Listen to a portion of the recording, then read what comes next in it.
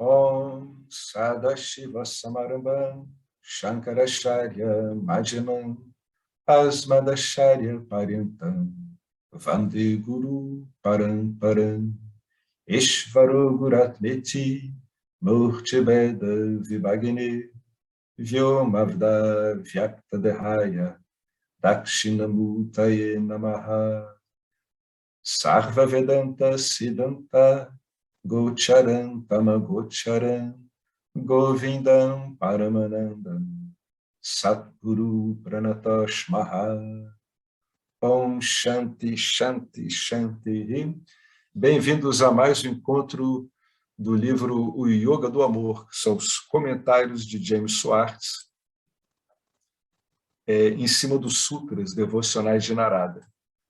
A questão inicial aqui já foi resolvida, a interpretação do James Schwartz, com a qual a gente se afinou bastante, é que tratam-se de sutras não devocionais, muito embora eles comecem a pincelar pela parte devocional.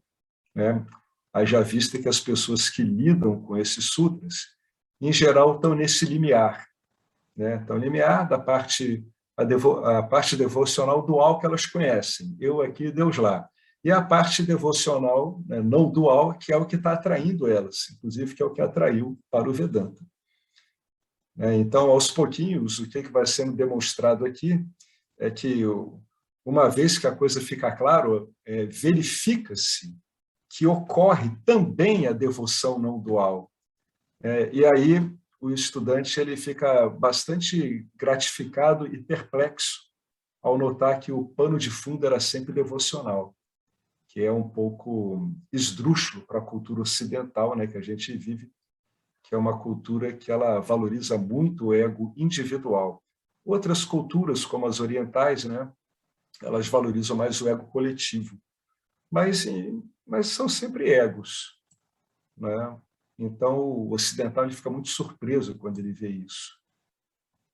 A gente tinha parado aqui, era um trechinho que ele botou, veja os poderosos como eles caem. Aí a gente tinha parado aqui, no parágrafo, onde coloca uma fala de Swami Paramarthananda.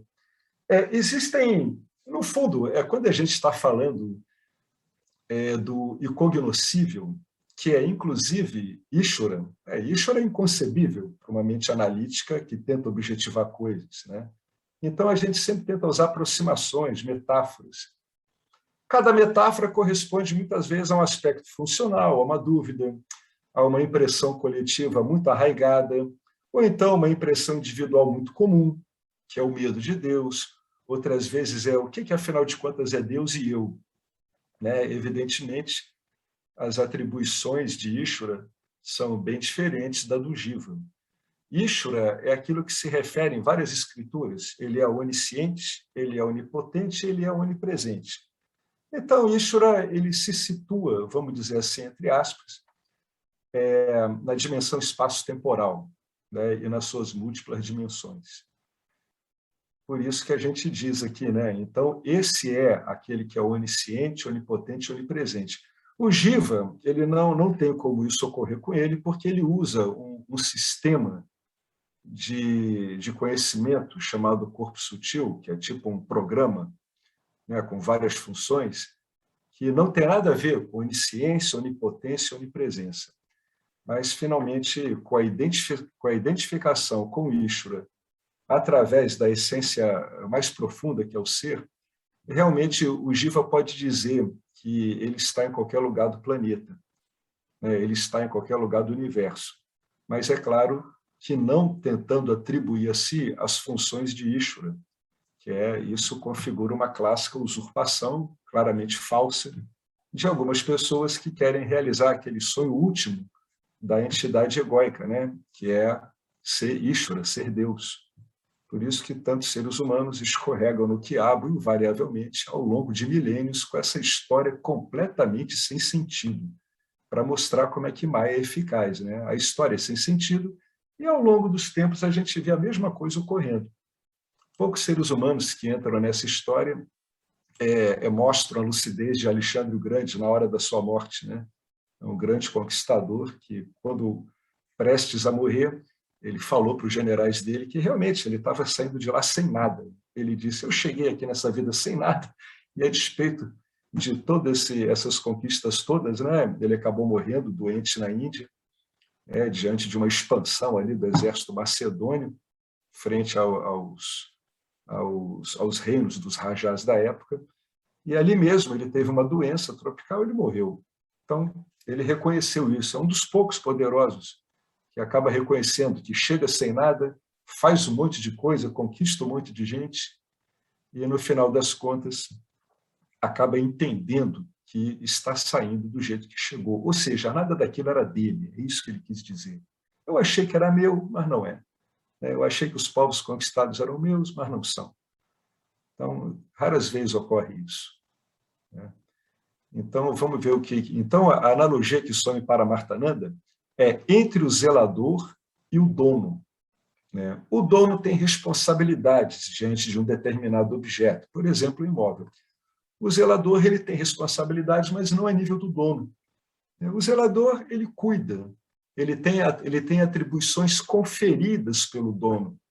Então, já começa a primeira atribuição, né? O Jiva tem atribuições conferidas por Ishvara, não é o contrário. É aquela coisa óbvia. O ser humano tem que entender que tem um princípio hierárquico, né? Não tem jeito, ele tem que olhar isso e entender que isso é o bem do mundo trabalha assim. Então, Swami Paramarthananda diz, abre aspas, o zelador ele só precisa cuidar. O trabalho do dono é se preocupar. Portanto, se eu me tornar um cuidador, um zelador, e deixar Ishvara ser o proprietário, Ishvara lidará com a preocupação e eu ficarei livre dela.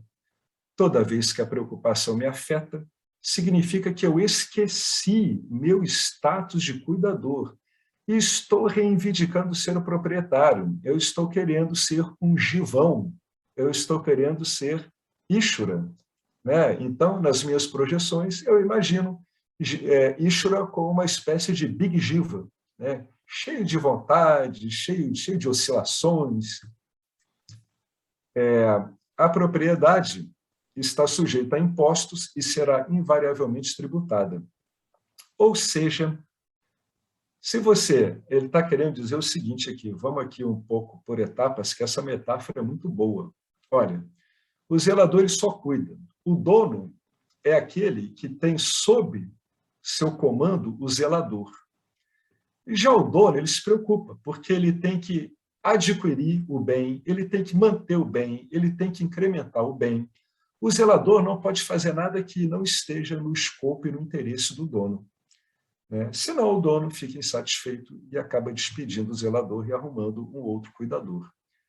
Então, portanto, se eu me torno um cuidador, se eu compreendo, é isso que ele está querendo dizer, se a ficha caiu e eu entendo que eu sou apenas um zelador de bens que estão sendo conferidos a mim temporariamente, e eu deixo Ishvara ser o proprietário, evidentemente, Ishvara é sempre o proprietário, porque isso aqui, no fundo, é ele. Mas tudo isso é uma compreensão. Se eu compreendo que o meu papel é de um zelador, é do cara que, no fundo, está no banco de carona, não está dirigindo, e está verificando se aquilo ali está tudo em ordem, está bem feito, etc., no que compete a ele, então, finalmente eu entendo que o proprietário é Ishvara. Tudo que é no mundo manifesto é dado e colocado à disposição por Ishvara. Então, Ishvara vai lidar com a preocupação e eu ficarei livre dela. Então, esse cuidado com o bem, com o manter, com o adquirir o bem, criá-lo, etc., isso é do Criador. É isso que ele está querendo dizer. O criador cuida como proprietário. E o zelador, ele cuida daquela parte que o dono atribui ao zelador. Então, tem aí uma diferença de prerrogativa muito grande, inclusive em termos de dimensão. Todas as vezes que eu estou preocupado, ou seja, eu estou pensando em manter, adquirir, prevenir, isso quer dizer que eu esqueci que o determinante nisso não sou eu, é o campo dármico. Não que eu esteja fora do campo dármico, mas eu como Jiva, sou uma das engrenagens desse campo dármico.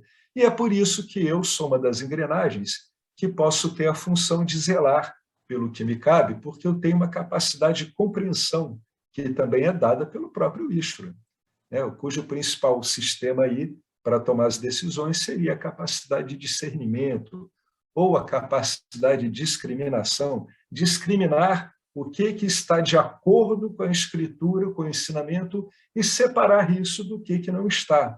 É isso que é discriminar, separar uma coisa da outra. Discernir é a palavra com o mesmo uso, né? E eu estou reivindicando ser o proprietário. Então, eu fiz aqui uma projeção, né? Eu acabo, muitas vezes inconscientemente, achando que esse tipo de atribuição é meu. Então, as preocupações excessivas, elas inclusive geram muito dano para os seres humanos, elas modificam a bioquímica do ser humano, afetam o corpo e estão por trás de muitas doenças no mundo moderno, né? E o que ele está querendo dizer? Se você acha que você é o proprietário, isso quer dizer que você está agarrado naquele bem, né? E, invariavelmente, você será tributado como? Através da lei do karma. Não porque Ishvara queira te impor um karma, não, é porque você está agarrado na coisa. Se você está agarrado na coisa, se está naquela esteira magnética, grudado naquele objeto, naturalmente você vai estar dentro das oscilações, das leis de causa e efeito que concernem aquele objeto. Seja lá que objeto for, um objeto sutil, um objeto denso, né? Uma casa que você diz que é sua e ela, invariavelmente, ela não é. Mas vai que ocorre alguma coisa, você não estava preparado, caiu um raio, caiu um pedaço da casa, você não tem como pagar o seguro, né? Então, nesse caso, você vai entrar no campo kármico aí. Você sofreu, para você sofreu a perda de um bem, e isso vai ser uma preocupação infernal para você, né? Algumas pessoas perdem bens e lidam bem com isso. Elas entendem a potência desses acontecimentos. Outras ficam rememorando isso, quer dizer que elas estão naquele rastro, naquele caminho, naquela trilha que é naturalmente erguida pela lei do karma, né? Você entrar nessa trilha ou não é contigo. Você avalia a situação e vê o que ocorre, vê qual é a sua verdadeira identidade, se realmente o seu parabda karma ou do jiva está atrelado àquilo, então ele segue, né, a evolução kármica daquele caminho e você entende que aquilo não tem nada a ver com você. Isso é quando você não está mais identificado com o corpo e nem com a mente. Então, você compreende, aceita e vê que é assim mesmo, esses fluxos de ação e reação. Mas, na maior parte das vezes, a gente consegue se livrar desse tipo de vínculo pela compreensão, né? Na maior parte das vezes. O que eu estou querendo dizer com isso é que eu acabo reivindicando coisas que não fazem sentido, e é por isso que eu sofro. É por isso que se diz que grande parte do sofrimento psicológico humano ele é um sofrimento espúrio, ele não precisava estar ocorrendo, é um sofrimento inútil, ele não resolve nada e não precisava estar ocorrendo, né? Já dizia o Buda, o grande problema é a ignorância, né? A pessoa, o jiva, ele é ignorante, ele não está ciente dessas leis, não está ciente da identidade dele, então ele acaba se vinculando a esse tipo de acontecimento e pode ficar preso aí, as escrituras dizem, por muitos milhares de anos, né? Indo de morte em morte. Então, essa é a analogia do Swami Paramarthananda, que ela é muito boa, né? No máximo, nós somos meio que zeladores, né? Bom, aí ele está falando aqui do devoto não dual diante de Ishvara, né? Finalmente, Ishvara considera sábio o devoto não dual, bem como muito querido, porque enquanto o devoto pensar que está separado de Ishvara, Ishvara não o incluirá. Eu vou comentar isso depois. Essa linguagem ela é antropomorfizante, né? Ela é um recurso pedagógico, somente isso. Ishvara não é coercitivo. Então ele está explicando, olha, é isso que eu ia dizer. Ishvara não é coercitivo. Isso é impressionante, não é mesmo. E respeita o direito do devoto de não amar a si mesmo e não amar o próprio Ishvara. Ou seja, o Jiva ele pode recusar, na compreensão dele, a óbvia filiação que ele tem com Ishvara. Olha que coisa extraordinária. É o ingrediente para um hospício total, né? Então, Ishvara deixa isso. O cara vai lá e diz, não, Deus não existe, eu existo aqui por mim mesmo, e Ishvara, tudo bem. não vou parar de ser o que eu sou, mas você vai se virando com essa visão sua. Quando você quiser mudar, eu posso te dar uma mão. Né? Ishvara é uma parte impessoal do ser, né, de todos nós, que fornece os resultados das ações que você executa. Ele não tem preferências. Pensamentos são ações sutis. Portanto, se você excluir Ishvara do seu pensamento, Ishvara entregará seu karma na forma de uma crença. Tá? Olha que coisa interessante. E que crença é essa? É de que eu, Jiva, sou separado de tudo, eu sou incompleto em mim mesmo e eu me vejo como uma entidade independente de qualquer coisa. Estou separado. Eu, o mundo. Um devoto assim, ele botaria mais uma peça nessa equação. Eu, o mundo e Deus. O materialista é eu e o mundo, né? Então, veja bem, o sistema, quando você cria essa separação com o pensamento, o sistema Ishvara reage automaticamente. Então, você vai receber um download que vai criar uma crença cheia de justificativas, onde você não se reconhece criado como Jiva. Né? O Jiva é criado por Ishvara, mas o Jiva vai dizer que ele não se reconhece como uma criação de Ishvara. E muitos jivas sequer aceitam a existência de Ishvara. Né? Você pode pensar que Ishvara está causando problemas, mas é a sua recusa em aceitar Ishvara que é o problema. Se você amasse Ishvara, você aceitaria tudo como é. Esse é o pulo do gato. Por isso que Ishvara é crucial para quem está entrando no autoconhecimento. Crucial. Você recusa seu amor a Ishvara. E o seu amor nega Ishvara. Na hora em que você está amando, você está sempre excluindo a possibilidade de Deus. Né? Não pense, entretanto, que Ishvara está esperando pelo seu amor, porque, ao contrário, Ishvara é a fonte de todo amor, e ele é completo em si mesmo. Por isso, ele não sofre quando você se recusa a amá-lo. Um indivíduo que exclui qualquer coisa do seu amor não é muito inteligente. Né? Isso tem uma coisa aqui muito interessante. Tudo aquilo a que você resiste, persiste. Lembra de que quando você resiste a alguma coisa, você está com medo, você está exercendo um desejo negativo, né? E os desejos positivos e negativos têm o mesmo poder vinculante. Né? De alguma forma, os desejos positivos e negativos se traduzem em pensamentos, em crenças, que o Jiva fica repetindo o tempo todo. Por isso que o medo ele persiste e o desejo positivo também persiste. Os devotos não duais, eles entendem quão fútil é não amar Ishvara na forma dos seus pensamentos, na forma dos seus sentimentos e nas circunstâncias da sua vida. Então, esses devotos não duais aceitam de bom grado tudo, inclusive a morte. Não estão identificados com o corpo, e nem com a mente. Qual o problema de morrer? Tudo morre. Você ama a si mesmo quando você aceita de todo. Seja como Ishvara, que é o seu corpo, sua mente e sua vida. Sempre que você falar esse corpo, essa mente, essa sua vida, você está falando de um aspecto de Ishvara. Né? Quando o cara diz minha situação de vida, é como Ishvara está aparecendo para ele através dos sistemas que Ishvara dá a ele para conseguir lidar com a situação de vida. O corpo sutil, a mente, né? o corpo causal também.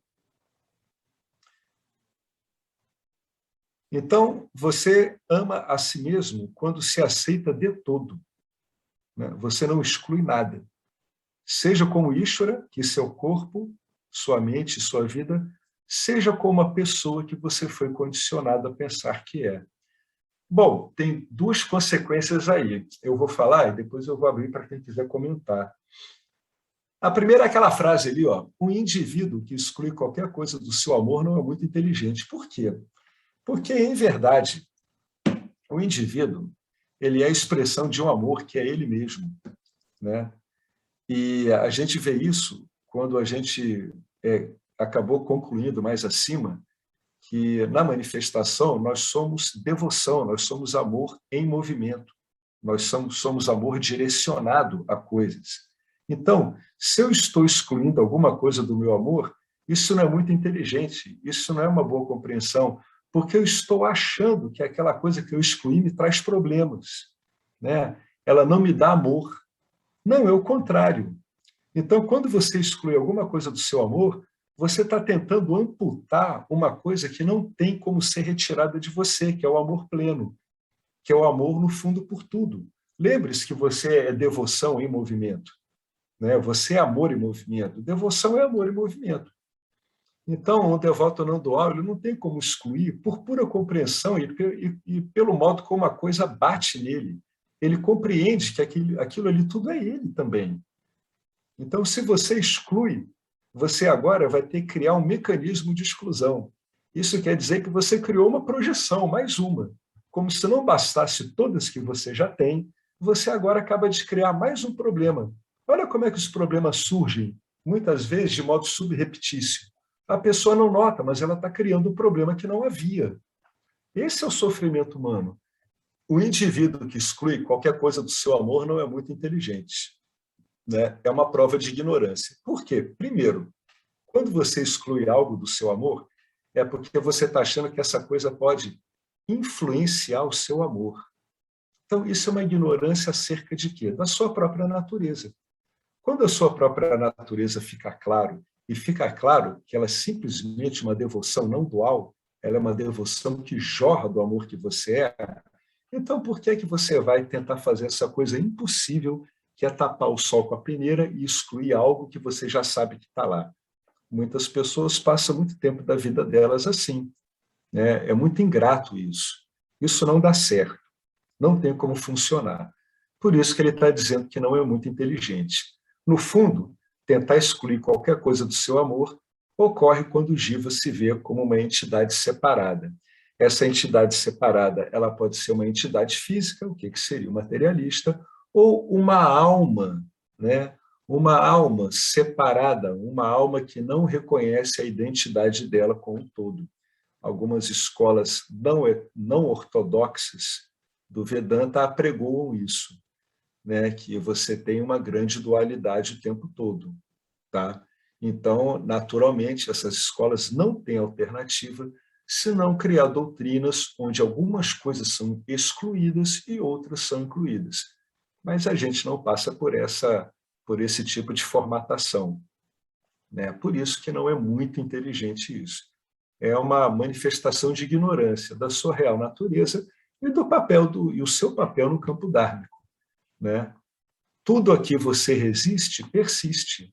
É um outro modo de dizer que, se você estiver envolvido tanto com o desejo quanto com o medo, você não está conseguindo se livrar das coisas. Você não consegue nem deixar de ser atraído por aquilo que está exercendo aquela pressão em cima de você, e você nem consegue se afastar daquilo do qual você quer se afastar. A gente já viu que aquilo que a gente tenta evitar, a gente pode chamar de um desejo negativo. O meu desejo é não estar perto daquilo. E aquilo do qual nós queremos nos aproximar, a gente chama de desejo positivo, né? Eu quero estar perto daquilo. Em resumo, o desejo negativo é medo, né? E o desejo positivo, ele é medo também, porque na hora que você se aproxima de uma coisa, tem sempre algo subjacente lá, devido à dinâmica, né, de polaridades de Maia, né, que aparentemente trabalha do bom para o mal, do alto para o baixo. Essa polaridade já vai trazer nela o seu medo de perder aquilo que você quer, né? Então, tudo a que você resiste persiste. Persiste com base em quê? Persiste com base no tipo de projeção que você está enviando para o campo dármico. Por isso que muitos sábios dizem, olha, na maior parte das vezes, o seu caso não é ir para uma caverna isolada em algum lugar, porque as coisas que você está tentando evitar, no fundo, elas não existem em si, elas existem como seus pensamentos. E quando você vai para qualquer lugar, os seus pensamentos te acompanham o tempo todo. Então, ele continuou, os devotos não duais entendem quão fútil é não amar Ishvara. É falso isso, não tem como você não amar Ishvara. É impossível, pelos motivos que a gente já colocou aqui. O que impede você de amar Ishvara? Sai esse monte de projeções que você tem que trazer à tona para ver o que é que está acontecendo. É como se o seu automóvel tivesse com o motor engasgado, né? Então você tem que dar uma olhada. Por que não está trabalhando direito? É o combustível? Eu que não estou entendendo o funcionamento desse motor, né? Então eles não entendem como é que é fútil, como é que é tolo esse não amar Ishvara na forma o quê? Do que expressa o devoto. Pensamentos, sentimentos, circunstâncias da vida. Então, esses devotos não duais, eles aceitam de bom grado tudo, inclusive a morte. Claro, não estão mais identificados com o corpo e com a mente, então por que vai ter medo da morte? Você ama a si mesmo quando se aceita de tudo. Seja como Ishvara, que é as suas circunstâncias da vida, e esse material que está em leasing com você, né? Só que é um leasing que você não compra no final, você devolve. É um leasing negativo. Você usa aquilo e é obrigado a ceder o equipamento. Ah, mas eu quero ficar para mim. Não, não tem como. Você não vai levar isso para lugar nenhum, né? Então, seja como Ishvara, que é o seu corpo, mente e a sua vida, as suas circunstâncias de vida somadas são a sua vida. Isso é Ishvara. E seja como a pessoa que você foi condicionado a pensar que é. Pois é, eu tinha comentado antes como é que esse tipo de aceitação ele termina com o conflito do ego com ele mesmo. Porque ninguém pode se iludir do seguinte: o único subprograma do corpo sutil que quer eliminar o subprograma sutil do corpo sutil, que é o próprio ego. O ego tem esse loop enlouquecido em cima de si mesmo. O programa é assim. Então, é o ego que tenta opor-se ao ego. É o ego que tenta modificar o ego. É o ego que tenta valorizar o ego. É o ego que tenta suprimir o ego. Quem tenta matar o ego é somente o ego, né? Agora, quando ocorre que você aceita tudo, né, inclusive essa pessoa é através da qual você está se manifestando, você, consciência, está associado ao que a gente chama de pessoa. Essa pessoa não é você, mas na hora em que você, compreendendo como isso funciona, para de alimentar esse ciclo de autonegação, o seu ego ele deixa de representar um problema para ele mesmo. E torna-se o quê? Torna-se um ego dócil, um ego capaz de aprender, um ego que você pode ensinar. Então, o ego, ao invés dele ser a afirmação de uma crença, né, de que eu sou uma entidade separada, eu sou uma entidade que não tem filiação, ou então para o religioso, eu sou uma entidade que sou separada de Deus, eu sou uma entidade que preciso me aproximar de Deus o tempo todo para ser feliz. Em vez dele ficar afirmando isso, ele entende o papel dele, esse subprograma, ele para de criar problema, ele entende o papel dele, vê que é muito mais limitado do que ele achava, e você pode agora estar associado a uma personalidade sem conflito, o que todos nós sabemos é uma vantagem gigantesca, né? Então, é a famosa compaixão por si mesmo. Se você não apaziguar o seu ego com a devoção e o autoconhecimento, você não vai ter a menor condição de ter compaixão nem por você mesmo, e não tendo compaixão pelo seu personagem, você não vai ter compaixão por personagem nenhum. A única coisa que você vai fazer com os personagens que você vai ver é tratá-los exatamente como você trata a si mesmo, né? Se esse conflito do ego com ego não é resolvido, você vai estar sempre fazendo o quê? Uma coisa muito trabalhosa, que é julgar os outros egos e manter o julgamento. Quando você julga, você está usando um poder ocultador, que o Vedanta chama de avarana, que é uma manifestação, é um uso do guna tamas. Então, o que eu falo? Eu estou negando aquele ego a verdadeira identidade dele. Não, isso aí não presta, isso não é nada. Ele é ser, né? Ele, no fundo, é uma expressão de ser, ele não tem limites, e a gente, quando julga, começa a colocar limites. E a hora que a gente oculta isso, automaticamente a gente faz o quê? A gente qualifica o ego. Aquele cara é um idiota, aquele cara é bacana. Não é nada disso. Tudo isso é um monte de impressões aparentes, né? Quando você faz isso, você está tão somente julgando uma imagem que você tem de algo que já é uma representação, que você chama de outro ego. Então, o ser humano, enquanto ele não se arruma, ele fica prisioneiro de um jogo de projeções e ocultações. Sem orientação, é muito difícil escapar desse jogo, muito difícil. É um jogo implacável, ele trabalha retroalimentado pela nossa própria autoignorância, e ele não tem como parar, a não ser que você resolva o problema da sua identidade original, a não ser que a sua identidade seja colocada no lugar certo.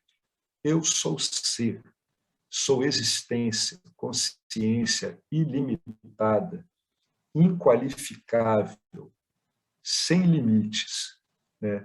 Eu não sou grande, eu não sou pequeno, eu não sou vasto, eu não sou minúsculo.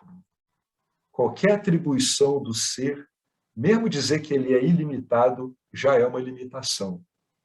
Então, vamos deixar o ser no mistério que ele é. Ele é o que algumas escolas chamam de número, né? Aquilo que você não consegue definir. É o que somos. Tá? O Dom Juan falava, às vezes, para o Castaneda, que todo olhar de um ser humano traz o mistério que o ser humano é. Né? Então, olhe-se bem no espelho um dia. Olhe para lá, olhe para os seus olhos através do espelho. Ali está jorrando a vida misteriosa que você é. Brinca de fazer isso. Eu tinha muita vergonha de me olhar no espelho. Né? Eu não tinha percebido que eu estava olhando o mistério que eu sou. Incrível, a gente tem que ser orientado a essas coisas. Senão a gente deixa passar oportunidades que podem resolver e ajudar a gente bastante dentro do caminho do autoconhecimento. Né? Então, essa aceitação de bom grado, o que ela faz? Ela acaba com o conflito. Né? Ela zera o conflito. Você não está mais em conflito. Você, afinal de contas, vai estar em conflito com você mesmo, é isso? E você, Jiva, vai estar em conflito com o seu Criador? Tudo isso é um absurdo. Né? Esse tipo de percalço, ele acaba. Inclusive, não precisa nem baseado no autoconhecimento firme, estabelecido. Basta você ir aplicando o Karma Yoga dentro da mecânica dele, e se você já é uma pessoa amorosa, você vai começar a gostar do seu personagem. Eu vou ser árbitro. Todas essas atitudes preconizadas pelo Karma Yoga, elas são diluidores de conflitos, numa perspectiva realista, ao contrário da perspectiva do ego conflituador, que ele cria conflitos onde não existem. É por isso que o Vedanta faz um apelo.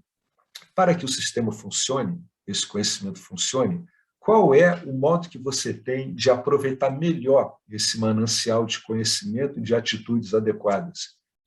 Você vai conferindo tudo o que você acredita com o que é mostrado nas escrituras.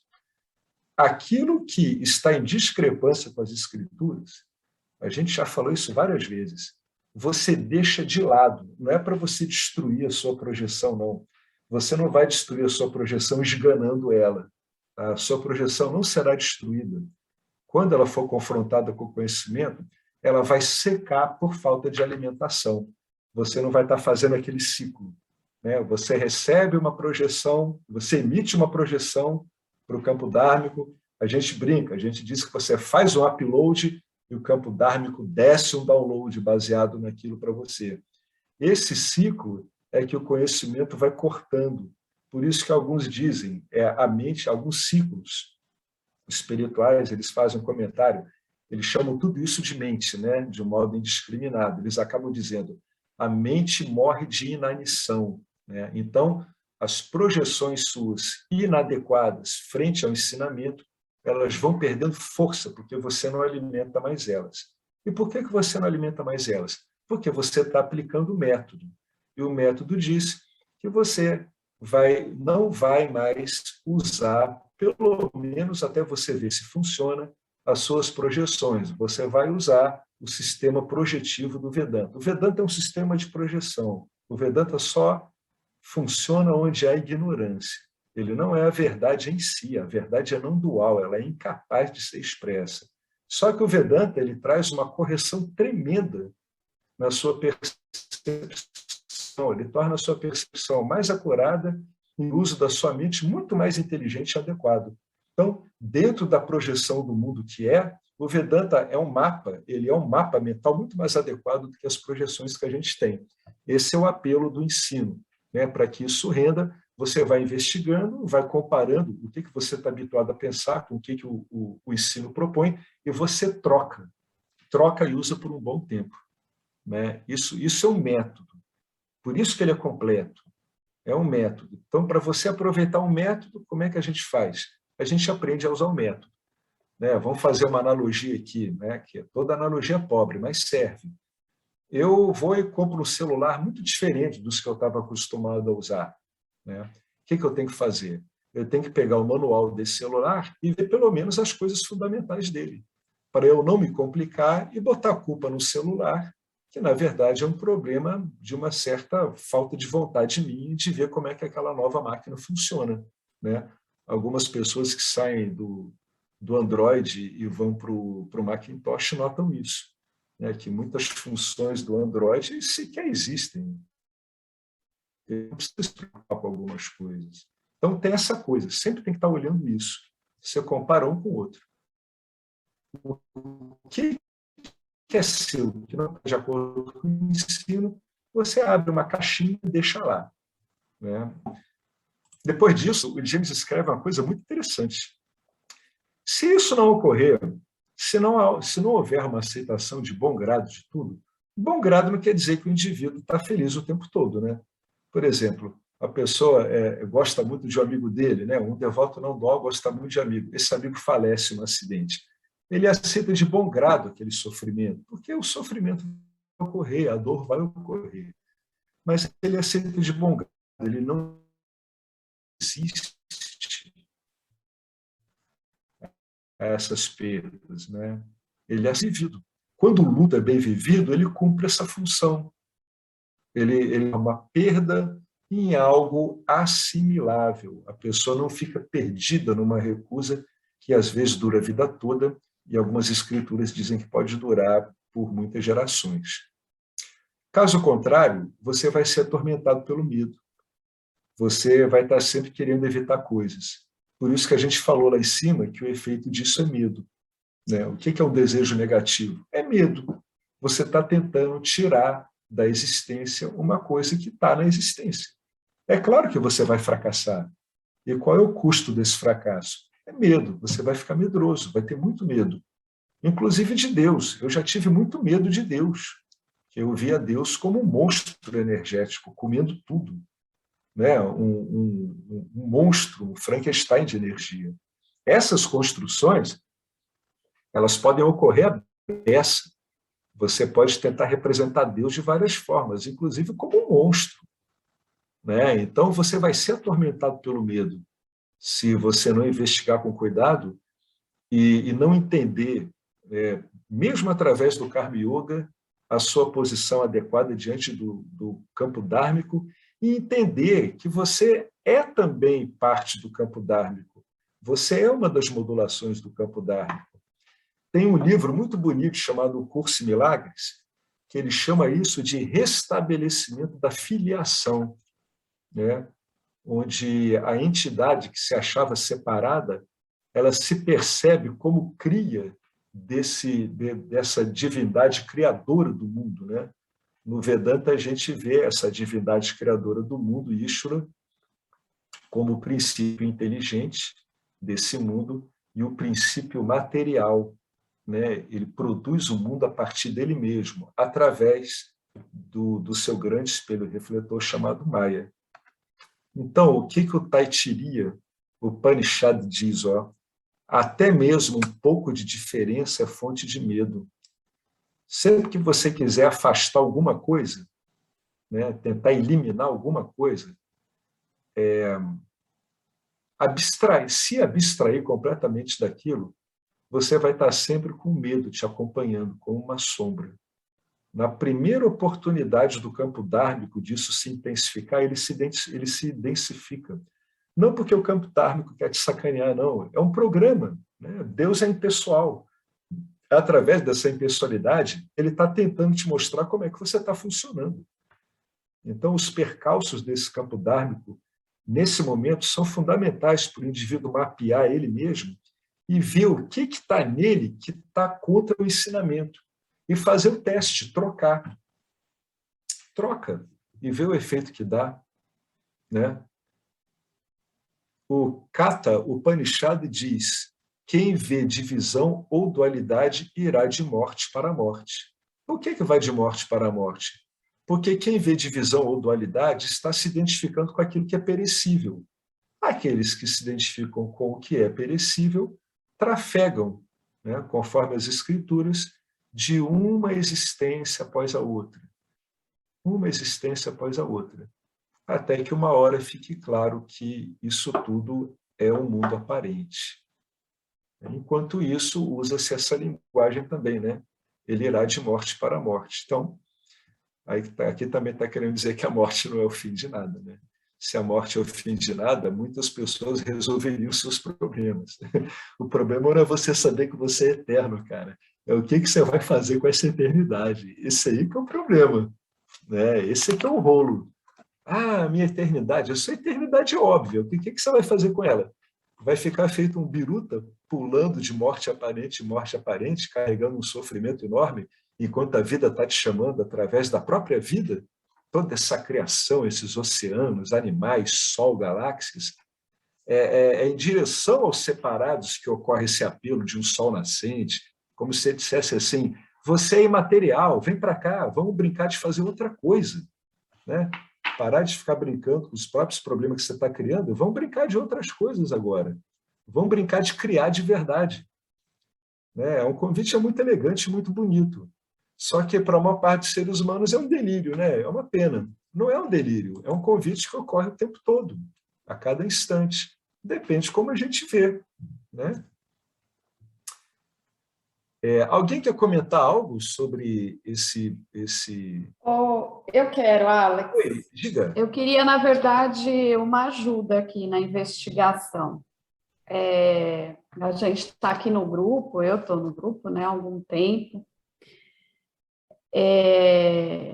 Aquele texto do Tripura que fala fé na escritura, né? Fé na escritura, e aí a gente olha, ouve, fala, puta, lógico, eu já sei a verdade, eu sou a totalidade, eu sou a não dualidade, né?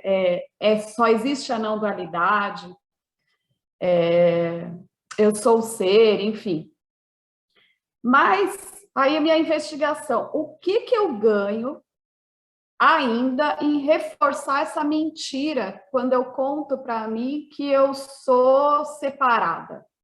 Eu preciso investigar isso, sabe, Alex? Porque eu fico perguntando, o que eu ganho se tem já a sabedoria ali das escrituras, tem o professor que esclarece isso, o que eu ganho de reforçar essa mentira, sabe? Não sei se você já fez essa investigação. Quando eu estava lendo isso, eu falei, o que eu ganho com isso, cara? Que negócio é esse, entendeu? Porque o que eu perco, eu sei, um monte de coisa, entendeu?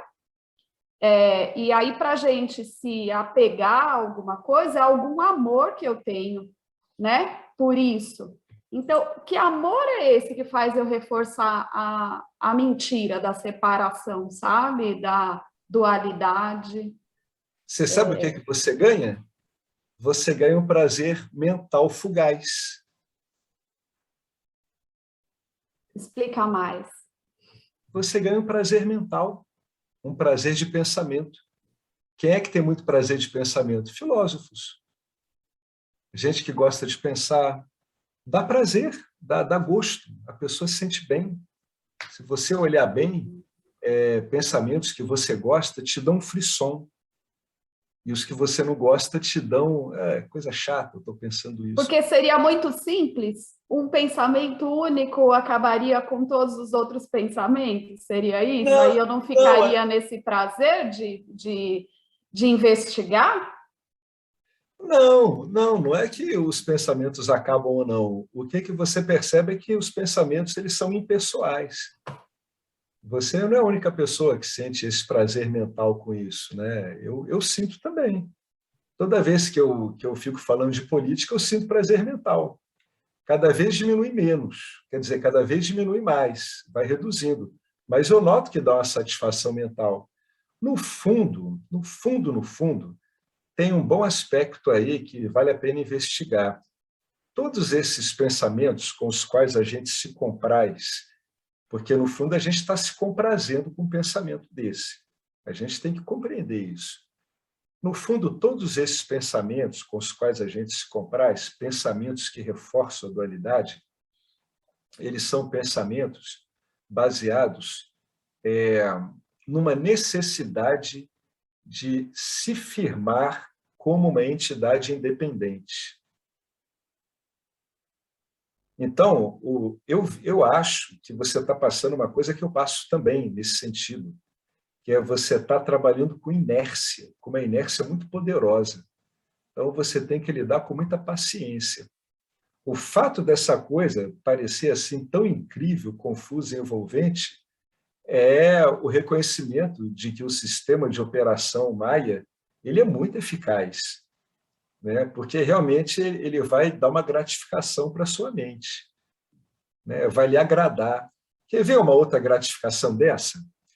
É, não sei se você teve isso, de você ficar muito tempo com um problema matemático ou de física na cabeça, e quando você resolvia aquilo, você sentia assim um frisson, pô, caramba, consegui. É o mesmo tipo de frisson, trabalha no mesmo plano mental. Ele dá uma gratificação, mas como ele trabalha dualmente, a gratificação que ele te dá, ela é muito fugaz. Então, pela inércia, a tendência da gente é reforçar isso, porque a gente busca as experiências que agradam, né? E a gente evita as que não agradam.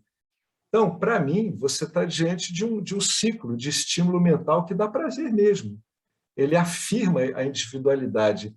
Isso não é pessoal, Betânia. A afirmação da individualidade não é pessoal, é um programão que ele é executado assim, a nível aparentemente pessoal por cada jiva, né? Não é acabar com os pensamentos, né? Como eu te falei, os pensamentos são impessoais. Por mais pessoais que eles pareçam, eles são pensamentos do sistema. Isso é muito estranho, né? Nós, seres humanos, não somos tão diferentes uns dos outros, a gente pensa. A gente tem algumas cores diferentes, né? Algumas pinceladas, matizes, mas não, esses funcionamentos são muito parecidos. Naturalmente, a entidade, a crença na entidade separada, ela se justifica de alguma forma, porque a justificativa dela é no loop de pensamento, né? E quem sustenta esse loop de pensamento é o ego coletivo. Então, como a gente vive numa sociedade muito egóica, o estímulo a esse upgrade, né, a esse gozo mental, ele é muito claro, ele é muito evidente. Então, você está lidando com uma mecânica, que ela não é uma mecânica incomum, né, dá realmente o frisson mental. Vê o frisson, e investiga pelo frisson, Betânia. Foge do conteúdo do pensamento, porque senão ele vai ser substituído por outro. Maia é muito esperta. Isso que é a inteligência de Maia. Ela tem milhões de programas para isso, né? Todos eles parecidos. Ela troca um pelo outro. Pum, pum. Vê o frisson em si que dá. Vai pelo frisson, pelo... Pô, olha como é que eu estou me deleitando com isso. É uma boa dica. Eu comecei É a ter muito menos pensamento... legal. Eu comecei a ter menos pensamento de debate político quando eu comecei a ver que a mente ficava em frisson. Ficava assim, sabe? Dá uma espécie de êxtasezinho mesmo, né? É um programinha. É muito legal isso que você está trazendo, assim, nunca tinha pensado nisso, porque quando eu falei de parar os pensamentos, não falei parar pensamento na mente, nada disso, mas de uma obviedade, né? Que só há dualidade, não tem mais do que isso, entendeu? É como se fosse assim, encerrou-se a busca, se você tem ali só a não dualidade, né? Não é a não dualidade, não há mais nada que isso. Mas esse gozo mental realmente é o que eu reforço, é um reforço, né, que me dá prazer, que sustenta até a própria investigação, de que não, deve ter alguma coisa a mais. Não, eu preciso entender mais, porque não basta só ser a não dualidade, entendeu? Daí parece que esse gozo mental faz, além dos pensamentos do dia a dia, tal, mas esse gozo mental também traz esse reforço da própria mentira para você ficar ali.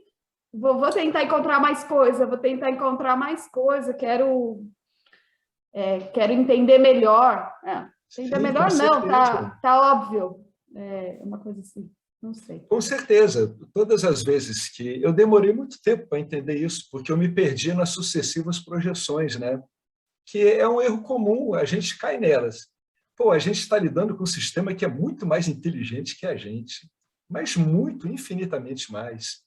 Sempre que a gente for tentar lidar com uma forma, né, uma forma de construção de pensamento, uma forma de ver uma coisa, você descobre uma, o sistema te apresenta 1000 para você substituir. Agora, o deleite mental é sempre o mesmo. Procura ver, é uma sugestão que eu te dou, procura ver se, independentemente do pensamento que está tendo, de reforço desse, se o deleite, você consegue ver que é o mesmo tipo de deleite, que ele te faz a mesma mobilização, que aí você não se perde, né? Você não se perde nas sucessivas projeções. Eu apanhei uns 2 anos com isso, sabia? Eu não entendia como é que eu entrava nisso toda hora. Eu dizia, mas que estupidez, por que eu fico debatendo isso desse jeito? Aí uma hora eu vi, caramba, é porque dá gosto. Aí eu comecei a focar no gosto. Aí eu vi que era o mesmo gosto.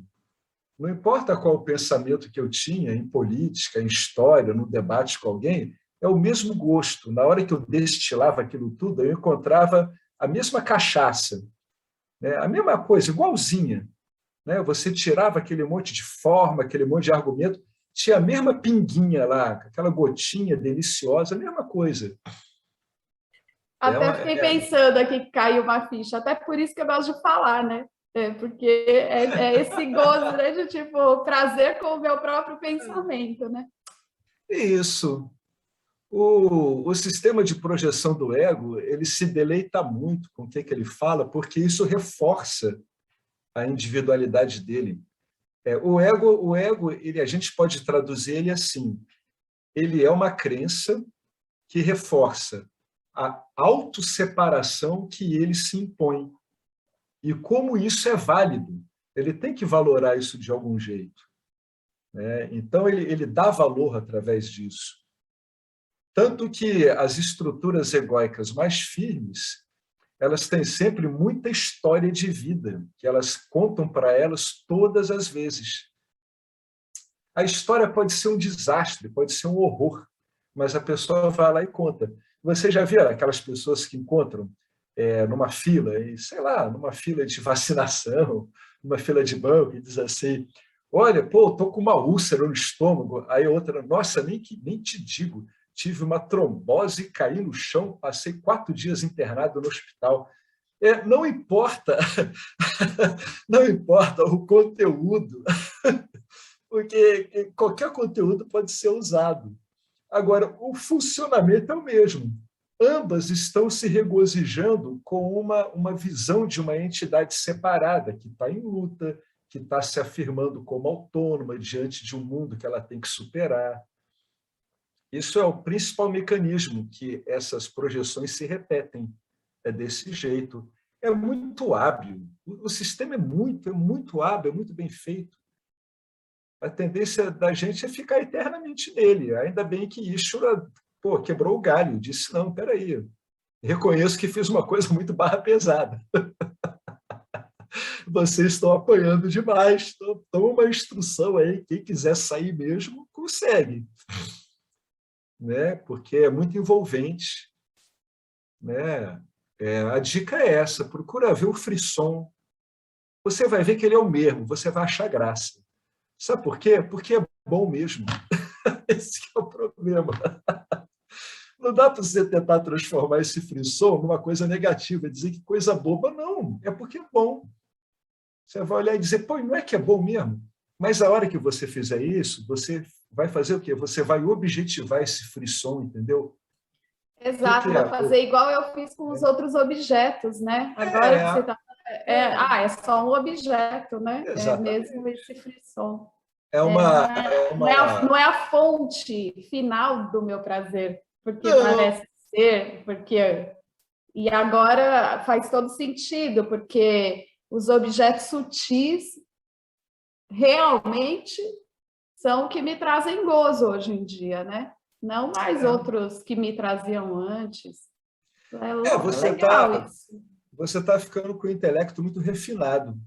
Então, o intelecto refinado, ele dá um gozo na mente por causa desse uso de objetos abstratos, muito sutis. Dá mesmo. Isso é um fato. É um fato mesmo. Agrada ao Giva manipular na mente esses objetos, tais como antigamente manipulava uma roupa, manipulava um automóvel, né? É a mesma coisa. Né? À medida que o intelecto vai ficando mais sutil, ele é capaz de detectar isso. Primeiro ele vê com uma estranheza, ele vê, pô, por que esse negócio continua? Aí ele sai catando. Aí, inicialmente, ele acaba pegando na forma, que é o que mais impressiona a gente.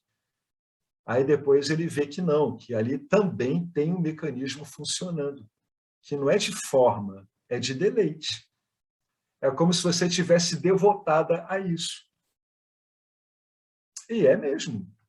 Para todo sentido prático é. É uma boa dica e é legal mesmo. É muito bacana quando você continua se deleitando com isso, mas não está mais identificado. Isso me lembra o adiachante, que as pessoas dizem assim, às vezes, né, isso varia, tá, de um para o outro. Tem pessoas que vão ficando com esse autoconhecimento, vão ficando muito quietas. Outros vão ficando muito à vontade. Então, trafegam em qualquer lugar, do mesmo jeito, conversa com todo mundo, fala de qualquer coisa, come qualquer coisa. Claro que o cara não se prejudica. Então, ele não vai beber para ficar tonto, ele não vai comer para passar mal, né? Não vai se meter em disputas verbais que não levam a nada. Mas aí um dia perguntaram para o Adyashanti, que é um cara muito boa praça, né? Um californiano carequinho, ele é muito maneiro, ele é budista. E ali ele tem uma realização muito bacana. Aí disseram assim, e é engraçado, você ficar conversando com as pessoas, você só fala sobre isso, o Adyashanti, não, eu falo sobre qualquer coisa. Eu falo sobre qualquer coisa muito mais hoje em dia do que antes. Só que eu não levo elas a sério. Eu gosto de falar, mas quando eu vejo que está levando a sério, eu vejo que é irreal. Então, eu evito pessoas assim que ficam agressivas com essa polêmica, né? Então, a atuação dele com esse monte de objetos mentais, a gente diria que é uma atuação diletante, né? É de amador, não é o cara que está afim de se aprofundar nisso. Ele curte pelo curtir. Na verdade, o que é bacaninha nessas coisas é que a gente aumenta a capacidade de interação com outras pessoas, sabendo que aquilo é só um recurso de interação, entendeu? Sem dar seriedade àquilo. Agora, cada um varia, né? Tem gente que realmente não quer mais saber de falar. O professor Arlindo é um desses, né? Ele não tem o menor saco para esse tipo de assunto, né? De coisas mais mundanas, assim, parará. Ele não agrada a ele, isso ele não curte mesmo. Mas outras pessoas podem trafegar de um modo muito livre, muito solto, assim, sem estar preocupado. É só o grau que você dá àquela coisa, né? Como você não está identificado, você fala facilmente um monte de coisa, né? Facilmente, muito facilmente. Para cada um dá um efeito diferente. Agora, em todos, o resultado é o mesmo, né? Você não se agarra em nada. Então, é como se você passasse pelos objetos, né? Sejam eles densos ou sutis, en passant. Você vai lá, espalha seu perfume, né? Sua fragrância e pum, cai fora, né? Algumas pessoas ficam mais falantes, olha que coisa engraçada. Outras ficam mais silenciosas, mas eles têm essa característica de não se agarrar mais em nada, né? O Ennio Corman, né? Ele é assim. Depois que a coisa ficou clara para ele, ele se tornou mais falante, ele se tornou um cara mais ativo. Olha a coisa engraçada, né? Então, é de cada um, né? O indivíduo tem que ver. O sinal de alerta é se ele está se agarrando a alguma coisa. Aí, opa, então tem alguma coisa aqui que está vazando ainda, eu não estou vendo. Ô, Aí tem... Alex, Oi. eu estou em gozo mental aqui ouvindo isso. Mas agora você sabe o que você está fazendo. Não, porque agora eu Aí é falei, legal. puta, o recurso novo aqui entrou, né? Então já estou em gozo mental aqui, pensando como que vai ser os próximos capítulos, né? Como É, cada um atua de uma forma e tem um resultado aí, né? No corpo sutil. Só quero ver. Mas muito louco. então, Estou em gozo mental de, puta, nunca, não ué, pensei nisso, nesse... é legal, aproveita, isso é um recurso. É mais um Ah, recurso. legal. Muito obrigada. É que nem quando o estudante ele começa a pensar no ensino do Vedanta sobre Ishvara. O ensino do Vedanta sobre Ishvara é tão elegante e bonito que isso vai dando um frisson, dá uma alegria mental no cara. Dá mesmo. Agora, o objetivo do Vedanta não é deixar o cara idoso com pensamentos sobre Ishvara, não é isso. É porque quanto mais você pega esses pensamentos sutis, delicados, mais próximos da realidade de Ishvara do que os pensamentos habituais, o seu corpo sutil vai se ativizando, né? Então, ele vai cada vez refletindo mais o que você é. Por isso que se usa esse recurso de ir mudando os pensamentos. O sistema é muito bacana, Betânia. E, olha, o Vedanta, para mim, é uma ciência. Eu, depois de 6 anos no Vedanta, eu digo, caramba, cara, agora caiu a ficha, isso aqui é ciência pura. É ciência de uma psique profunda, sabe? Sutil. É impressionante. Né? A gente começa a entender como funciona o Jiva. Isso que é bacana. E é bonito, é bacana. É só você deixar ele funcionar bem e saber calibrar ele para o que você quer. Por isso que a gente nunca pode perder de vista qual é o quadro geral. Né? O quadro geral da gente é ficar livre das gunas. Essa que é a verdade. Né? Enquanto isso, a gente já no caminho, né, que não vai para lugar nenhum, essa que é a verdade, você não está indo para lugar nenhum, não está vindo de lugar nenhum, nem indo para lugar nenhum, você só está se entendendo de outra forma. Enquanto isso, você vai se deleitando. Ó, passa um minuto, bota uns 15 pensamentos do Vedanta sobre isso, né? Passa um minuto lendo aquilo em voz alta para ver como é que você vai ficar. É uma pancada, é impressionante. Não é preciso usar nada, não. A sociedade da gente é muito maluca, ela usa um monte de substância, não precisa de nada disso. Você usa o pensamento certo ali para você ver o efeito que dá. Agora, é aquela coisa, viu? É usar sabendo o que está fazendo. É o que eu e Alexandre conversamos um pouco mais cedo, né? Você vai ficando consciente de como funciona. Por que eu uso? Por que eu uso pensamentos legais? Porque funciona bem. O Henrique botou aqui, é uma ciência além da ciência, sim, porque é uma É, ciência que serve para o mundo objetal e serve para o desconhecido, que não pode ser não pode ser objetivado.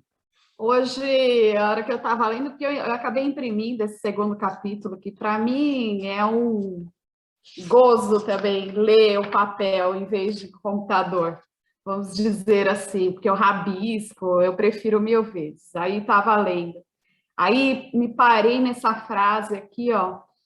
Você se ama completamente quando você sabe quem você é.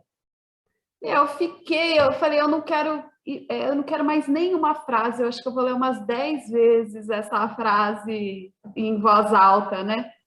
E aí eu Isso. anotei ali, anotei num post-it, anotei num outro lugar, coloquei, falei, meu, que incrível! E aí estava num gozo mental com essa frase aqui, né? Mas esse aí é um gozo legal. Não é aquele que te prende, é uma coisa que fica dando na paciência. Né? Você, pô, coisa chata, isso ocorre toda hora. Isso já é um bom uso desse recurso que a mente tem. Né? É bacana, é para ficar imerso mesmo. Fica repetindo isso milhões de vezes. Cara, olha só, hoje em dia a gente entende Por que é que você pega um mantra como Gayatri Mantra, ou mais simples como Om Namah Shivaya, e você repete isso milhões de vezes? Claro, tendo sido instruído sobre o real significado daquelas palavras. Pega o Gayatri Mantra, olha, eu vou botar em grupo um Gayatri Mantra, que cada palavra do Gayatri Mantra ela é explicada em detalhe. O que é aquilo? Né? Muito embora o explicador ele use abordagens duais, a explicação dele é ótima, é excelente. Eu fiquei durante uns 15 minutos lendo aquilo. Gente, você vai para outro lugar. Parece que você está aninhado nos braços de Ishvara. É uma coisa impressionante, cara. É um efeito legal? É. Você está consciente do que está ocorrendo? Tá. Então é melhor ainda, porque você está assimilando essa experiência. Ela está sendo útil, ela está sendo proveitosa. Você entende que, além daquilo estar se aproximando da realidade, está sativizando o seu corpo mental também. Ou seja, serve para a gente nota 1000, entendeu? Perfeito aquilo. E lá ele faz isso, sabe durante quanto tempo? Imagina isso, 1h10. Ele recita aquilo 1h10, e cada palavra daquela passando sem parar, né? É para o cara ficar colado no computador olhando aquilo, e é mesmo. Ele fica olhando aquilo, ele vai se aprofundando no significado implícito daquelas palavras. É o que o Henrique falou aqui, é a ciência além da ciência. É um outro tipo de ciência. Serve para a parte objetal e serve para esse mistério que a gente é. Eu vou colocar esse link, é do YouTube. É muito bacana, muito bacana. Eu estou até a fim de imprimir e ficar com ele aqui em casa, justamente para fazer isso, pegar aquela página e ficar virando, uma atrás da outra. Durante quanto tempo? Sei lá, um tempão. A gente não fica fazendo isso com um monte de coisa? Quando você pega um pensamento repetitivo, né, o que você está fazendo é isso. Imagina que aquele pensamento pudesse ser impresso no livrinho seu. Cada pensamento corresponde a uma cena da sua vida. A maior parte das pessoas fica fazendo isso. Ela pega um livrinho, né, virtual e fica girando aquele livro. É por isso que o Dom Juan dizia para o Castaneda que os seres humanos são seres de inventário. É que nem uma gaveta de arquivo. As pessoas ficam passando aquelas pastas de arquivo indefinidamente a vida toda. A minha vida é assim, eu sou assim, eu era alto, depois eu fui comprimido no acidente, fiquei baixinho, aí eu perdi a minha perna, e pronto, já criou uma história ali de... Né? É uma criatura de inventário, está lá repetindo arquivo. Então, já que tem essa habilidade, repete arquivo de coisa boa. Não é para negar nada, é para pegar os recursos que tem e usar de modo adequado. Né? Fazer uma auto-hipnose consciente, uma lavagem cerebral consciente. Né? Eu não sei qual foi o sábio que falaram para ele que ele fazia lavagem cerebral nas pessoas, ele disse assim, é isso mesmo, mas eu mostro para eles o que eles estão fazendo. Mas que é lavagem cerebral é. Porque para tirar esse monte de porcaria, só fazendo lavagem cerebral mesmo. Muito bom, né? Muito recurso, né? Muito recurso. E a gente começa a se divertir. Engraçado, né? O ser humano é muito brincalhão, ele é muito lúdico. É só você olhar o mundo é ludicismo puro, né? É o nascer do sol cheio de cores, borboletas coloridas, olha que coisa psicodélica. Um monte de flores que se abrem para os insetos tocam nas flores, aí a parte reprodutora das plantas toca a asa do inseto, cada uma de um lado. O que é isso, gente? Esse projetista disso é um lúdico, ele é um cara muito criativo, é uma coisa impressionante. Ele dá para ver claramente que ele se regozija com o que faz, pô. Que faz cada coisa incrível. Para fazer isso tem que estar curtindo muito, senão não faz, não tem jeito. É o detalhezinho, né? Tudo muito bem feito, muito bonito. Eu estou com uma folha aqui de palmeira abrindo, foi uma haste gigantesca. Essa haste só fazia crescer, crescer. Eu dizia, acho que essa haste vai morrer. Ela começou a abrir, vai dar uma folha enorme, enorme. Eu vi ela abrindo. O que antes era uma superfície lisa, roliça, depois de meses ela ficou toda vincada. E aí, do nada, abriu um monte de folha. Ah, pelo amor de Deus, As pessoas ficam dizendo que Deus não existe. O que é isso?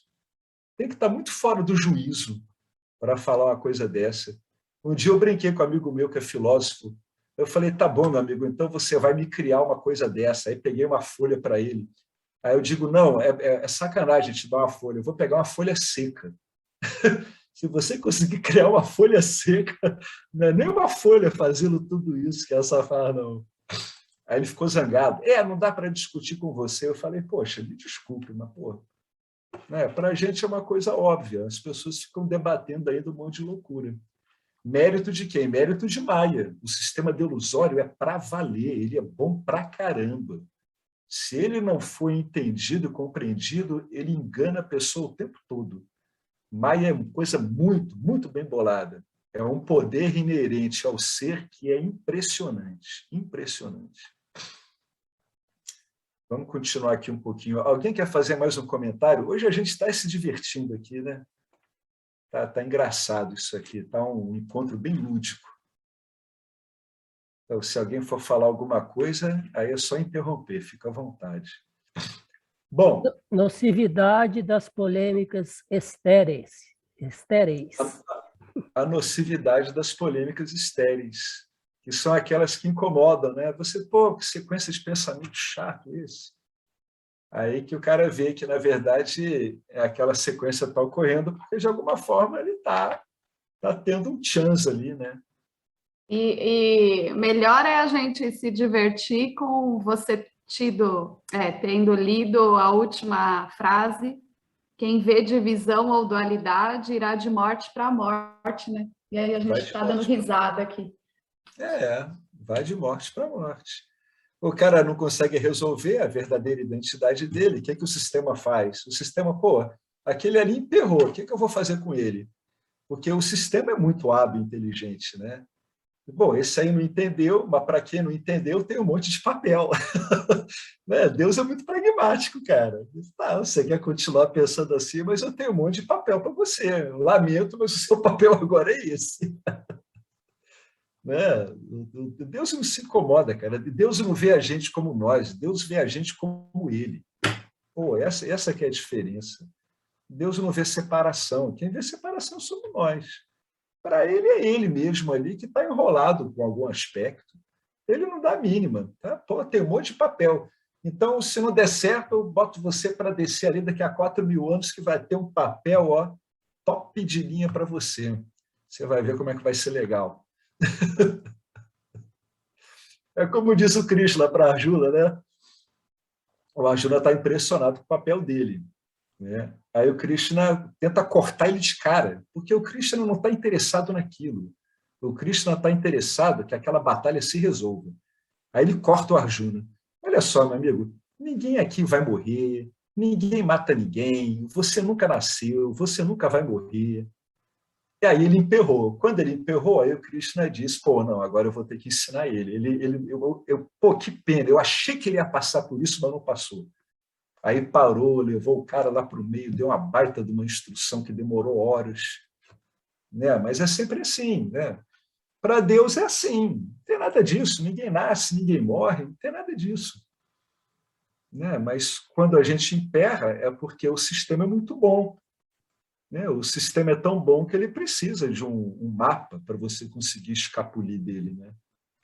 Escapulir conscientemente e até continuar atuando nele, mas de modo consciente, sem você se confundir com esse que é um suposto atuador, né? É um suposto fazedor. Mas agora, devidamente instruído, não tem mais a confusão. E quando não tem mais confusão, não tem mais sofrimento. Então, isso abre margem para um ambiente muito mais lúcido, né? E muito mais lúdico. Né? Você começa a gostar das coisas como elas são e fazer da melhor forma possível. Né? E tudo isso sem forçar a barra.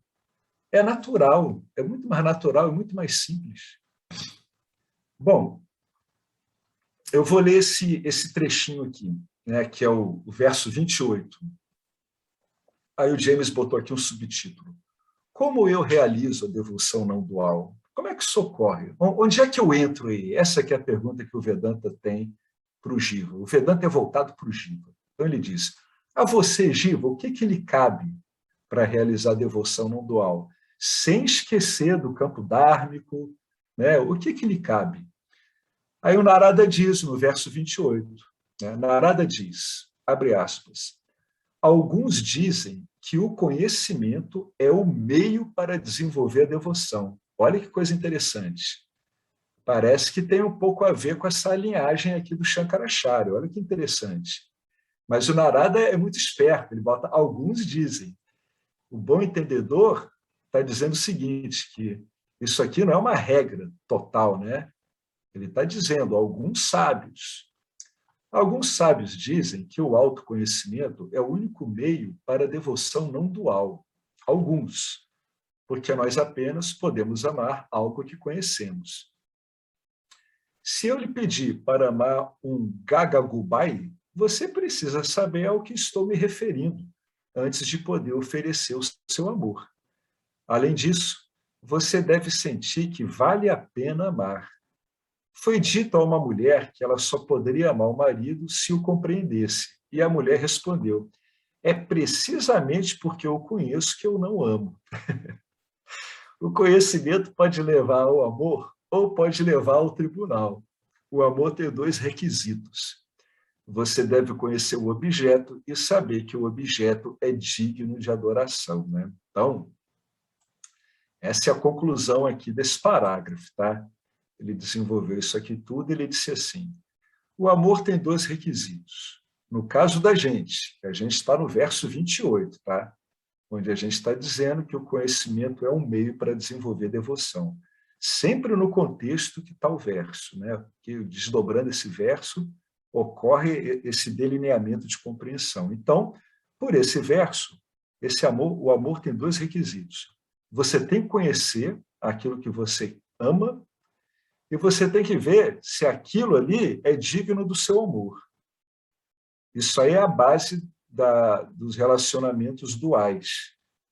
A pessoa, ela conhece uma outra, ela acha que conhece a outra, e ela, então, avalia que aquela outra é digna do amor dela. Né?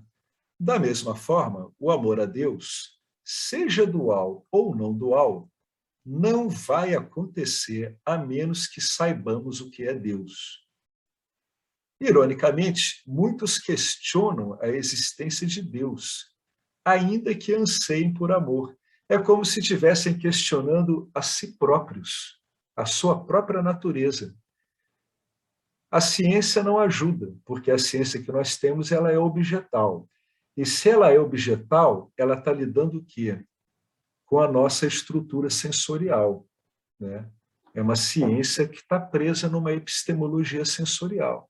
Ah, mas é o microscópio, os telescópios. Microscópios e telescópios são extensões dos nossos olhos. Quando eu te dou um mapa de raio-x da composição mineralógica do subsolo, é uma extensão dos meus olhos. Agora eu tenho um olho que me faz ver através do raio-x a composição mineral. Então, a nossa ciência ela é toda baseada nos 5 sentidos.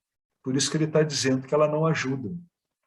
E a maioria das pessoas não está interessada nas opiniões de um grupo errante de sábios hindus vivendo nas cavernas dos Himalaias. Né?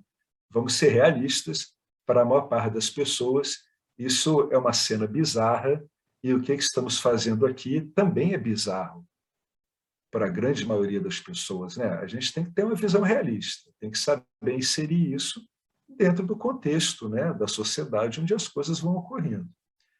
Entretanto, até que você tenha conhecimento da consciência original sempre livre, seja conhecimento direto ou indireto, e da consciência refletida, que é você mesmo, não há possibilidade de alcançar o amor puro não dual, porque você é amor. É como se você estivesse negando a sua essência a você mesmo. É como se eu estivesse negando o que eu sou. Eu amo, mas o que eu entendo por amor é esse monte de atração objetal. Ora, o Vedanta não se propõe nada disso. O Vedanta está interessado na fonte do amor, é no amor em si. O amor em si, é nisso que o Vedanta está interessado. E é nisso que todas as religiões estão interessadas, no fundo é no amor em si. finalmente, o desejo e a ação derivam do conhecimento, né? Então, tem uma coisa legal para falar aqui. Se você sabe o quanto é bonito ou bonita, você vai fazer o que for preciso para concretizar isso, para ficar atraente, para ficar bonito. O conhecimento é o meio para a devoção. Então, aqui, ele destrinchou, né, esse verso do Narada. Realmente, para alguns sábios, esse desdobramento aqui, ele aponta o conhecimento como um meio para a devoção. É por isso que, às vezes, a gente vê as pessoas dizendo, vai por devoção ou vai por amor? Aí o cara diz, eu vou mais pelo conhecimento, eu vou mais pela devoção. Afinal das contas, um está sempre subjacente ao outro, porque eu só posso amar aquilo que eu conheço, então estou usando o conhecimento. E eu só posso me interessar por algo porque eu já sou devoção e amor puro. Então, eu sempre tenho um pano de fundo de devoção e de amor. Inevitável. Mas é claro que, para fins didáticos, as pessoas às vezes separam, né? Então, olha que interessante, quando ele coloca aqui, ó, finalmente desejo e ação derivam do conhecimento. Então, mesmo para um sansari, o pano de fundo é sempre amor. E sempre tem o conhecimento envolvido. O cara está a fim de obter um carro. Ele está querendo obter alguma coisa que ele conhece. Não é? As pessoas querem obter coisas que elas conhecem. Nem que ela conheça só como ideia, como ideal. A maior parte dos casais dizem assim, eu quero encontrar o meu par perfeito. Independentemente disso ser factível ou não, a pessoa já tem um objeto de conhecimento na cabeça. Ela, na mente dela, conhece qual é o par perfeito. Se isso vai levar um match na realidade, a gente não sabe. Tem muita chance de dar errado. Mas olha como é que ela já conhece na cabeça dela, né, o que ela está querendo. Né? A gente procura aquilo que a gente conhece, nem que seja só como fantasia. No final das contas, a gente não tem como separar conhecimento de amor. É isso que está querendo ser dito aqui. Né? Desejo e ação derivam do conhecimento. Eu me movo, olha, é tudo uma sequência muito lógica. Eu me movo no mundo porque estou querendo obter algo. E eu estou querendo obter algo porque eu desejo esse algo. E eu desejo esse algo porque eu conheço esse algo, nem que seja meramente como uma ideia. Como ele brincou lá em cima, né? Você não vai querer um gagagubai. Né? Olha, um gagagubai é ótimo. Eu quero, que coisa é essa de gagagubai? Né? Primeiro você vai ter que criar um objeto chamado gagagubai e provar para o cara que o gagagubai é algo digno da atenção dele, do desejo dele. O que ele está mostrando aqui? Ele está mostrando aqui um mecanismo. O Vedanta ele sempre reduz tudo ao mecanismo, porque senão ele correria o risco de cair na avaliação das inúmeras projeções, né, que esse mecanismo pode tomar no jiva. Então, vocês estão vendo aqui agora mais um mecanismo explicado aqui. Então, está aqui. Alguns dizem, o bacana é que ele não está dizendo, né, que o conhecimento é o único meio. Não. Há sábios que afirmam isso. Sábios mesmo, né? Quando o cara está dizendo que é sábio, é aquele que está realizado. E agora ele destrinchou. Vamos ver o que o cara quer dizer com isso. E a coisa faz total sentido quando a gente avalia, né, por tudo que a gente viu do Vedanta até agora. Então, mais uma vez, né, Vedanta é aquela coisa, né, parece um teorema matemático, só falta botar assim, como queríamos demonstrar, o famoso CQD. Vedanta, eu não teria mais o que falar do Vedanta. Não falo mais nada. Então, gente, eu vou parar por aqui. Alguém quer comentar alguma coisa? Esse livro é muito bonito, né? Nossa Senhora, ele é lindo de morrer. Como é bonito. No fundo, todo mundo quer amor, né? Sabe por que todo mundo quer amor? Vamos lá, agora já dá para responder, né? Por que você quer amor? Porque, no fundo, você sabe o óbvio, que você é amor, poxa. Como é que você vai querer uma coisa que você não conhece? La garantia por soy yo. Pois é, simples assim. Né? Toda cultura, em épocas imemoriais, seja ela que cultura for, tudo que o ser humano quer é amor. Esse é o maior testemunho de que, na verdade, ele é amor. Tá aí. uma boa constatação para as pessoas pensarem nisso bilhões de vezes durante o dia todo, durante a semana toda, de preferência a vida toda. Muito mais bacana você pensar na sua vida toda como amor do que pensar nela sendo qualquer outra coisa. Ainda mais que é verdade mesmo. Então, mesmo que dê alguns percalços aí em Nietzsche, que é normal, não tem problema, Nietzsche não é ajustável como a gente imagina, você sempre está com esse entendimento. Bacana, né, gente? Muito bonito esse livro aqui. Eu estou muito contente de ter podido pegar um livro desse e entender o que é isso. Que coisa linda, viu? Maravilhoso. Vedanta é muito bom mesmo. Eu estou lendo uma outra escritura, eu só estou entendendo essa escritura porque eu entendo Vedanta, senão eu não estaria entendendo nada. Como há 15 anos atrás eu fui tentar ler, não entendi nada. Aí agora, 15 anos depois, eu abro aquilo ali, meu Deus, o cara me falando um monte de coisa óbvia e eu fiquei muito aborrecido com o autor desse livro. E ele estava falando só uma sucessão de óbvios, só que usando um outro sistema, né? Muito bonito, né? Muito encantador, né? No fundo, Deus é maravilhoso, nós também, o ser é incrível, Maia é extraordinário. É só botar as coisas nos lugares, né? Botar tudo no lugar certo, não se complicar com elas e ver que o ser humano que tem uma meta de autoconhecimento, ele tem um modo adequado de operação, né? Pode variar, mas, em geral, esse modo adequado ele leva a uma consequência, que é você não ficar agarrado a nada. E quando não está agarrado a nada, é quando você trata todos esses objetos da forma mais bonita possível. Aí você vira um ótimo zelador, né? Em vez de ser aquele zelador displicente, né? Que devia estar acordado para abrir a porta, aí está dormindo, ou então devia ter feito a contabilidade do prédio, está bêbado lá no canto da garagem. Não.